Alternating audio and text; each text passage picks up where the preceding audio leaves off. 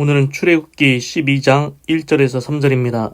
여호와께서 애굽 땅에서 모세와 아론에게 일러 가라사대 이 달로 너희에게 달의 시작 곧 첫 해의 첫 달이 되게 하고 너희는 이스라엘 회중에게 구하여 이르라 이 열흘에 이 달 열흘에 너희 매인이 어린 양을 취할지니 각 가족대로 그 식구를 위하여 어린 양을 취하되. 아멘. 그래서 이제 어제는 여호와께서 모세한테 이르시기를 바로가 너희를 듣지 아니할지라 그러므로 내가 애굽 땅에서 나의 기사를 더하리라 하셨고 모세와 아론이 이 모든 기사를 바로 앞에서 행하였으나 여호와께서 바로의 마음을 강팍해 하셨으므로 그가 이스라엘 자손을 그 나라에서 보내지 아니하였더라. 그렇습니다. 이집트 바로 왕은 이제 모세의 말도 안 듣고 하나님의 말도 안 듣다가 이제 재앙을 당한다는 것이었습니다. 출애굽기 12장 1절 여호와께서 애굽 땅에서 모세와 아론에게 일러 가라사대 이제 하나님께서 이집트 땅에서 모세와 아론한테 또 이제 말씀을 주십니다. 그래서 2절 이 달로 너희에게 달의 시작 곧 해의 첫 달이 되게 하고 그래서 이 달은 이제 우리 이제 1월 2월 이렇게 있지 않습니까? 그 달을 얘기합니다. 그 이 달로 이번 달을 너희에게 달의 시작 첫 해의 달이 되게 해라. 그래서 지금 보면은 이걸 뭐 하려고 하는 거냐면은 이제 6월절을 제정하려고 합니다. 이제 6월절이 뭐냐면은 이제 하나님이 이제 주도하셔가지고 이제 출애굽 이집트를 탈출하는 역사를 기념하기 위해서 6월절 규례가 이제 제정되고 있습니다.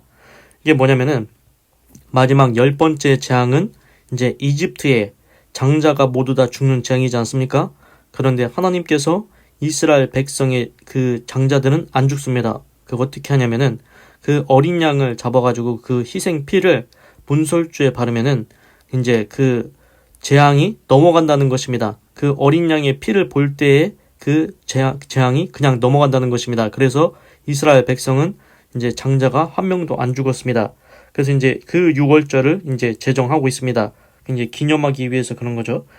그래서 이제 3절 너희는 이스라엘 회중에게 구하여 이르라 이 달 열흘에 너희 매인이 어린 양을 취할지니 각 가족대로 그 식구를 위하여 어린 양을 취하되. 그렇습니다. 이제 이스라엘 백성들한테 이제 다 얘기하는 겁니다. 이 달 열흘에 너희 매인 각 사람이 어린 양을 취해라. 그리고 각 가족대로 그 식구를 위해서 어린 양을 취해야 된다. 그래서 이제 그 어린 양이 이제 잡아가지고 이제 나중에 그 피를 문설주에 바르면은 이제 10번째 재앙, 장자가 죽는 재앙이 그냥 넘어가서 이스라엘 백성의 장자는 하나도 안 죽게 됩니다. 그래서 보면은 10번째 이제 이집트의 장자가 다 죽는 재앙 속에서도 이스라엘 백성은 그 어린 양의 피를 문설주에 발라서 그 재앙이 그냥 넘어갑니다. 그래서 이스라엘 백성은 장자가 한 명도 안 죽습니다. 그래서 보면 하나님께서는 그 재앙이 와도 피할 길을 주십니다. 그것을 넘어갈 수 있게 그 어린 양의 피를 볼 때 그냥 넘어가게 하십니다. 그런데 이제 구약 성경에 보면은 계속 이런 게 있습니다. 죄를 지으면은 양을 잡아가지고 양한테 이제 안수를 합니다. 그럼 내가 지은 죄가 그 양한테, 소한테 전가가 됩니다.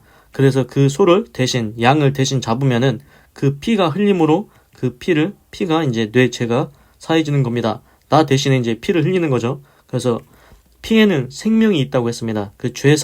피 흘림이 없이는 죄사함이 없다. 그래서 이제 누군가가 피를 흘려야 죄가 사해지는데 구약 시대에서는 이제 짐승, 양이나 소를 잡아가지고 피를 흘림으로써 죄를 전가시켜서 잡음으로써 이제 뇌 죄가 사해졌습니다. 그것과 좀 비슷한 것 같습니다. 그래서 이번에는 이제 문설주에다가 어린 양의 피를 바릅니다. 그러면 그 피를 볼 때 그 피를 보고 그냥 넘어갑니다. 아, 이 집은 어린 양의 피가 있구나. 피가 흘렸구나. 그래서 이제 그 장자가 죽는 재앙이 그냥 넘어가게 되는 것입니다. 그런데 이제 저희가 지금 말씀드렸다시피 어린 양의 피가 흘리면은 죄가 사해진다고 했지 않습니까? 피 흘림이 없이는 죄사함이 없다. 그러면은 누군가 피를 흘려야 된다.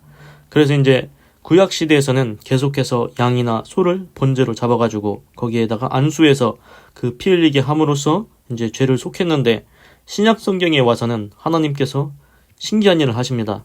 그 어린 양을 누구를 보내십니까? 독생자 예수 그리스도를 대신 보내십니다. 그래서 예수님이 어린 양 역할을 하십니다. 그래서 예수님이 우리의 모든 죄를 지고 십자가에서 죽으십니다. 피 흘리고 죽으십니다. 그 예수님의 피, 예수님의 보혈이 우리의 모든 죄를 사하게 된다는 것입니다. 그렇습니다. 구약 성경에서는 양이나 소를 잡았지만, 어린 양을 잡았지만, 신약 성경에 와서는 예수님이 그 어린 양 희생 제물 역할을 대신하게 되었습니다. 그래서 구약 시대에서는 죄 지을 때마다 계속 그래야 됐는데 또 양을 잡고 또 소를 잡고 계속 죄 지을 때마다 그렇게 했습니다. 죄를 사하기 위해서.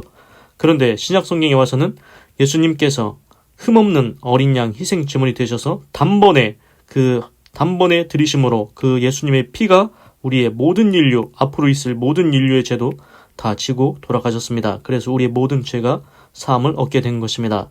그리고 3일 만에 부활하셨지요. 그래서 이제는 예수님만 믿기만 하면 우리 모든 죄를 사해 주신다고 합니다. 그래서 회개하고 예수님 믿으면은 천국에 갈 수 있게 된 것입니다.